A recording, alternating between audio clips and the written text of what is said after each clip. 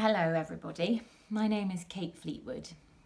The NHS is such an integral part of our lives, whether it's going to the GP or going to A&E with a broken leg or visiting a sick relative or family member or friend in the hospital.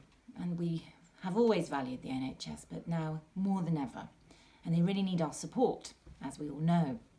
So I hope you can help me and the tonies in this campaign to tell stories and raise money for our beloved NHS. Now, storytelling is one of the most important things for children and big children like me. I've played lots of different characters.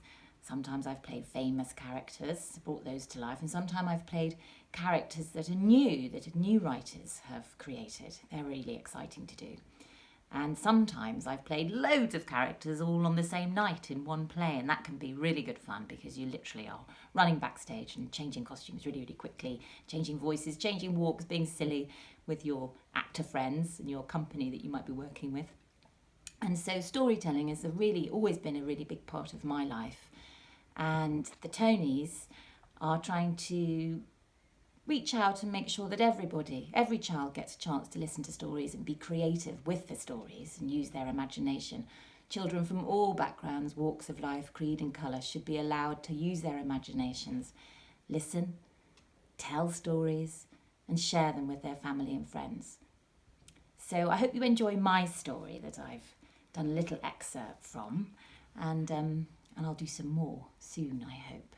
Anyway, thank you so much for helping us and supporting us in this campaign to help the NHS, and keep telling stories and enjoy each other's company and use your imagination. Bye-bye. The Wonderful Wizard of Oz by L. Frank Baum. Read by me, Kate Fleetwood. Chapter 1. The Cyclone. Dorothy lived in the midst of the great Kansas prairies, with Uncle Henry, who was a farmer, and Aunt Em, who was the farmer's wife. Their house was small, for the lumber to build it had to be carried by wagon many miles. There were 4 walls, a floor, and a roof, which made one room.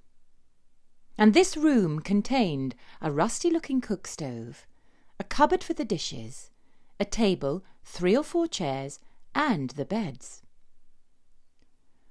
Uncle Henry and Aunt Em had a big bed in one corner, and Dorothy a little bed in another corner. There was no garret at all, and no cellar, except a small hole dug in the ground, called a cyclone cellar, where the family could go in case one of those great whirlwinds arose, mighty enough to crush any building in its path. It was reached by a trap-door in the middle of the floor, from which a ladder led down into the small, dark hole.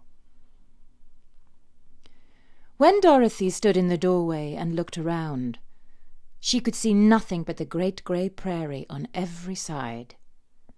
Not a tree nor a house broke the broad sweep of flat country that reached to the edge of the sky in all directions. The sun had baked the ploughed land into a grey mass, with little cracks running through it.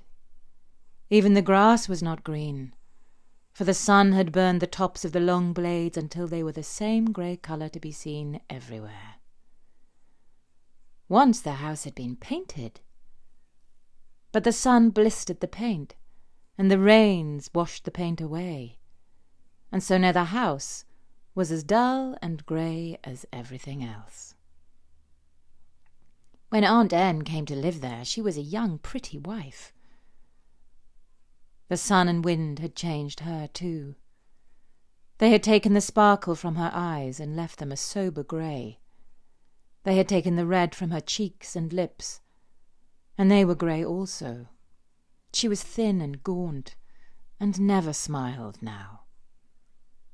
When Dorothy, who was an orphan, first came to her, Aunt Em had been so startled by the child's laughter that she would scream and press her hand upon her chest whenever Dorothy's merry voice reached her ears.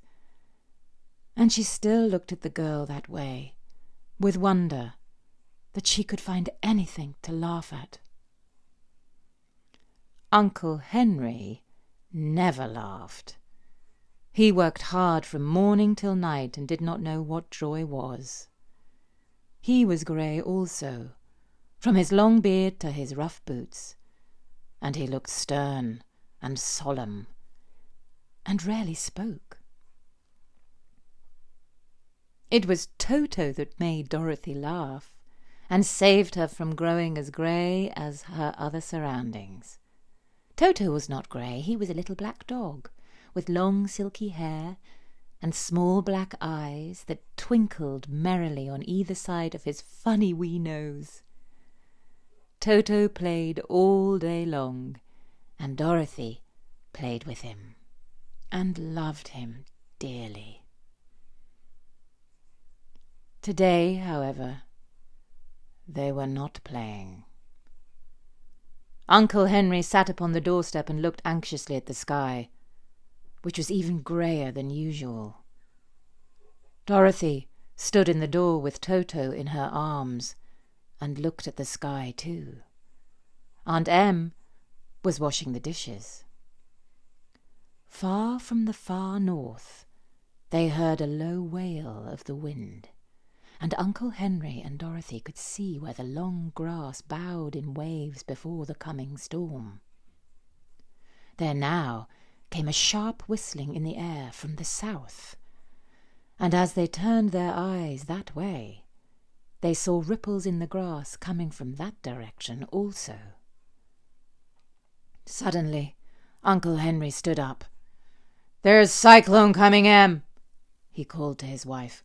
"I'll go look after the stock." And then he ran towards the sheds where the cows and horses were kept. Aunt Em dropped her work and came to the door.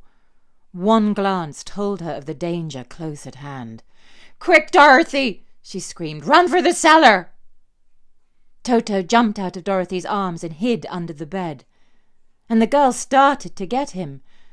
Aunt Em, badly frightened, threw open the trapdoor in the floor and climbed down the ladder into the small dark hole.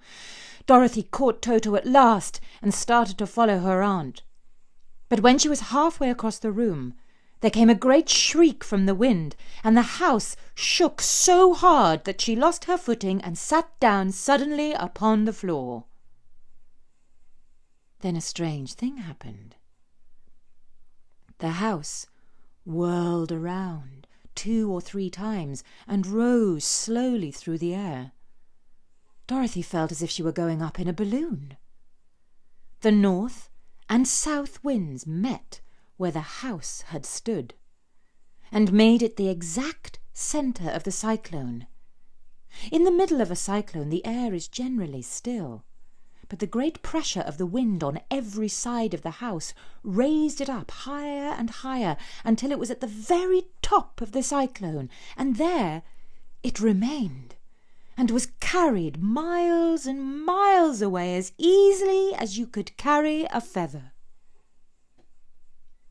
It was very dark, and the wind howled horribly around her. But Dorothy found she was riding quite easily. After the first few whirls around, and one other time when the house tripped badly, she felt as if she were being rocked gently, like a baby in a cradle. Toto did not like it. He ran about the room, now here, now there, barking loudly, but Dorothy sat quite still on the floor and waited to see what would happen.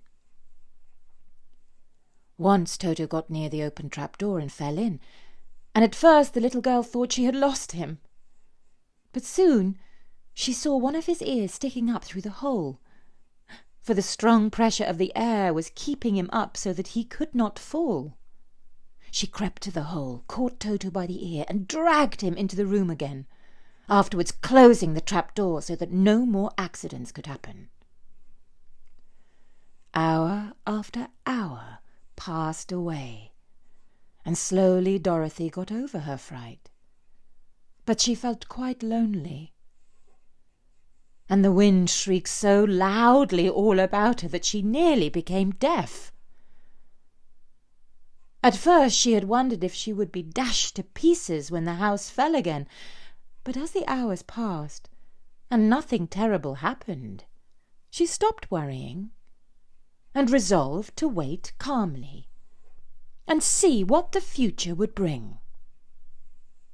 At last she crawled over to the swaying floor of her bed, and lay down upon it, and Toto followed and lay down beside her. In spite of the swaying of the house and the wailing of the wind, Dorothy soon closed her eyes and fell fast asleep.